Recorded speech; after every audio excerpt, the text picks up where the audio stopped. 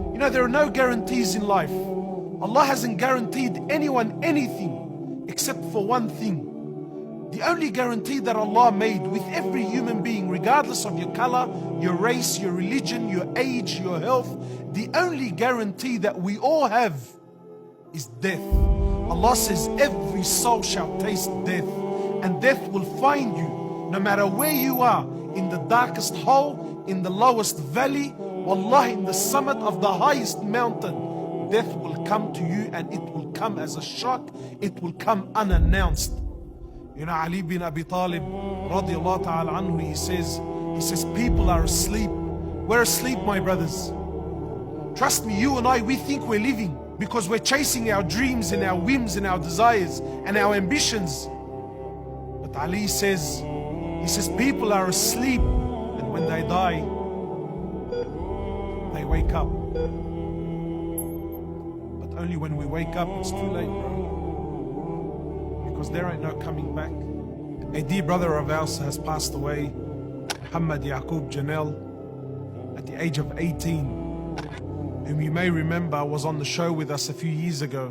How does it feel to connect to Allah? It's an unexplainable love where you feel this connection, where if you ask for something, you don't guarantee you're going to get it, but 90% of the time you think it's going to be accepted, your dua. At the age of 18, and there was nothing wrong with him. He was perfectly healthy, not a worry, not a care in the world, his whole life ahead of him. He went to sleep and didn't wake up in the morning. I remember meeting him the first time. He must have been about 12 years old. We were at a fundraising dinner, and he was sitting there on the dinner table, and he pledged $5,000 that night. And I remember looking at him, and we sort of had a bit of a joke, and I said, "Where did you get $5,000 from?" You know, and he looked at me with this, Allah, with so much heart and so much iman in his eyes.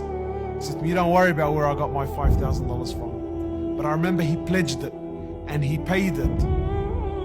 And I got the news when I was in Mina tents. We were doing Hajj, and I was in Mina tents, and the news came to me that Muhammad had passed away. Wallahi, and I remember the bitter feeling that I got, the bitterness. I was so upset, not just upset, but I was so bothered that such is this world that you can never enjoy anything fully, because the reality of death is always there. And the Prophet ﷺ, he says, increase much the remembrance of death, for verily it is the destroyer of all desires.